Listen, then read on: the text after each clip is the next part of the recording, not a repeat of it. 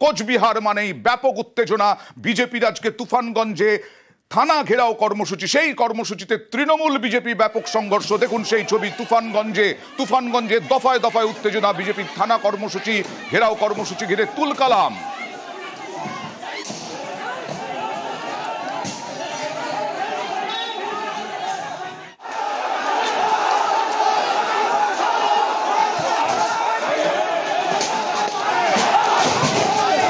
দুর্গাপুরে গণধর্ষণের অভিযোগ এবং তার প্রতিবাদ তুফানগঞ্জে। বিজেপির ডেপুটেশন দিতে যাওয়ার পথে হামলার অভিযোগ তৃণমূলের বিরুদ্ধে। বিজেপি বিধায়ক মালতী ডাভা গেলে পরে তার নেতৃত্বে মিছিল, রাস্তায় শুয়ে বিক্ষোভ বিজেপি কর্মী সমর্থকদের।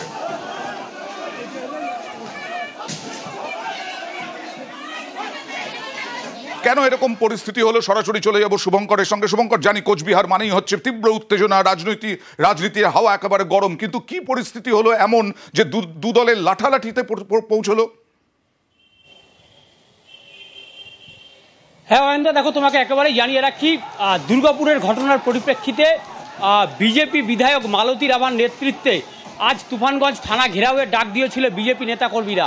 এদিন দুপুরে যখন বিজেপি কর্মী সমর্থকরা তুফানগঞ্জের বিভিন্ন এলাকা থেকে বিজেপি পার্টি অফিসে জড়ো হয়েছিল, সে সময় বিজেপি বিধায়ক মালতী ডাভাকে ঘেরাও করে বিক্ষোভ দেখায় এবং গো ব্যাক স্লোগান দেয় তৃণমূলের নেতাকর্মীরা। তৃণমূল নেতৃত্বের যেটা অভিযোগ যে মালতী ডাভা বিধায়ক হওয়া সত্ত্বেও তুফানগঞ্জে আসেন না এবং কাজকর্ম করেন না, স্থানীয় মানুষের পাশে দাঁড়ান না, মাঝে মধ্যে এসে শুধু অশান্তির ঘটনা ঘটান। তাই মালতী ডাভাকে ঘিরে বিক্ষোভ দেখানো হয়েছে। দেখাই মালতী ডাভাকে ঘিরে কি বিক্ষোভ, গো ব্যাক স্লোগান মালতী ডাভাকে ঘিরে।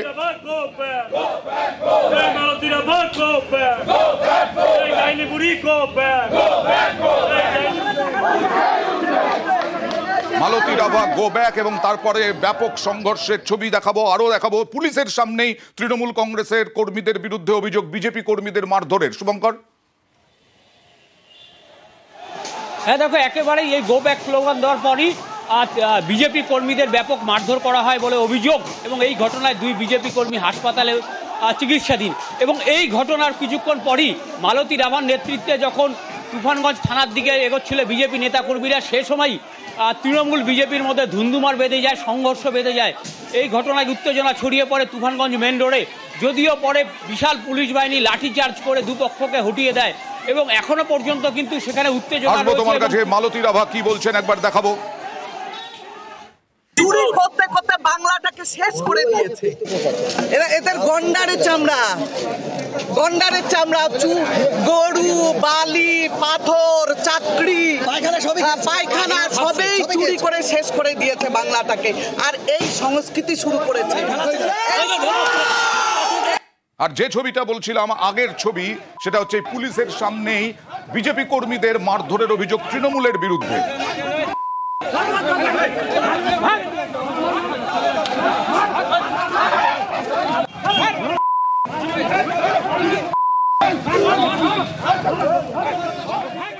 সরাসরি চলে যাব প্রতিনিধি শুভঙ্করের কাছে। এখন কি পরিস্থিতি?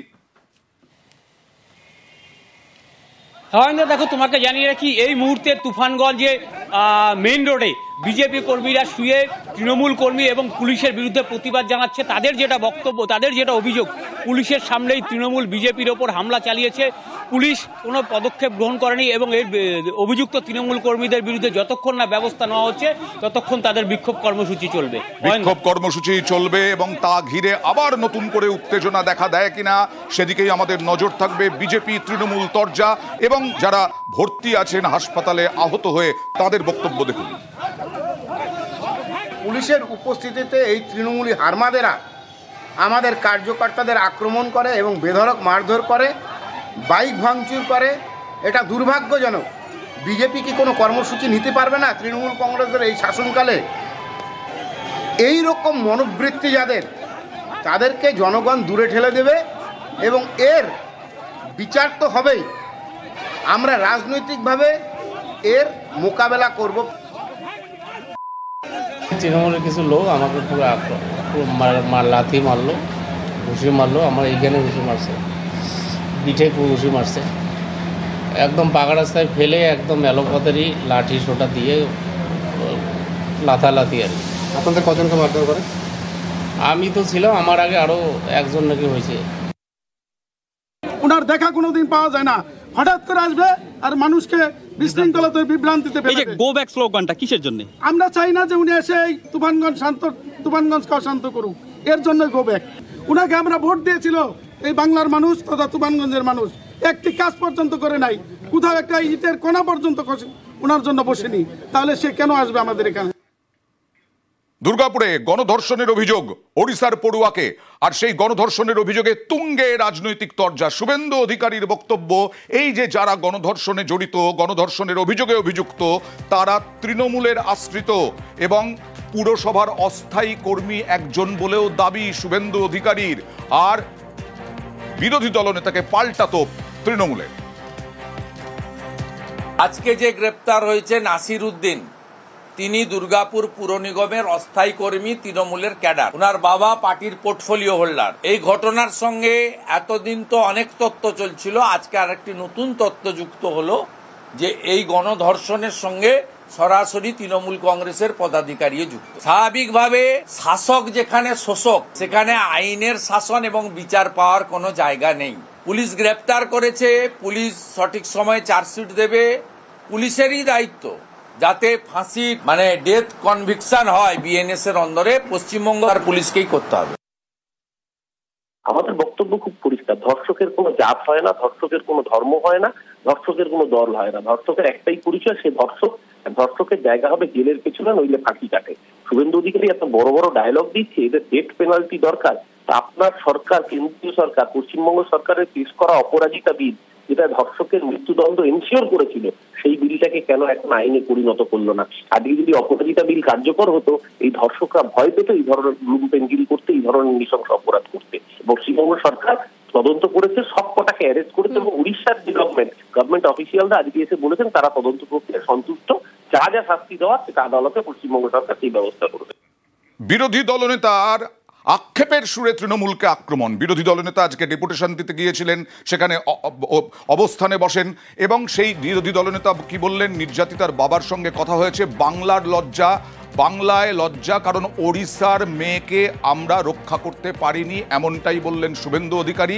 আর পাল্টা তৃণমূল বলল বাংলার লজ্জা বিজেপি, অপরাজিতা বিল ইস্যু তুলে বিজেপিকে খোঁচা।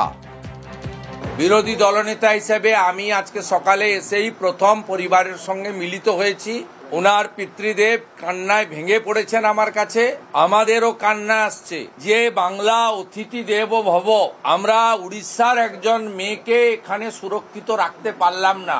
এটা বাঙালি হিসেবে আমিও ব্যক্তিগতভাবে আমরা লজ্জিত, আমরা ক্ষমা প্রার্থী যে তার কন্যাকে সুরক্ষা দিতে পারল না পশ্চিমবঙ্গ। এর থেকে লজ্জার আর কিছু হতে পারে না। এই শুভেন্দু অধিকারী হচ্ছে বাংলার লজ্জা। এই বাংলার লজ্জা বিজেপি, যারা অপরাজিতা বিলের মতো একটা প্রয়োজনীয় বিল, যেটা কিনা ধর্ষকের বিরুদ্ধে ছিল, সেই বিলটাকে যারা আইন হতে দেয় না, তারা আসলে বাংলা এবং দেশের লজ্জা। ত্রিপুরায় 14 মাস ধর্ষণ করেছে, তারপর পালিয়ে গিয়েছিল, অন্য জায়গা থেকে তাকে গ্রেফতার করা হয়েছে। কোন রাজনৈতিক দল তো বলছে না যে ওই পরিবারটা বিজেপি করতো, যে ধর্ষক সে বিজেপি। ধর্ষকের একটাই পরিচয়, সে ধর্ষক, তার জায়গা হবে ফাঁসি কাটে কিংবা জেলের পিছনে।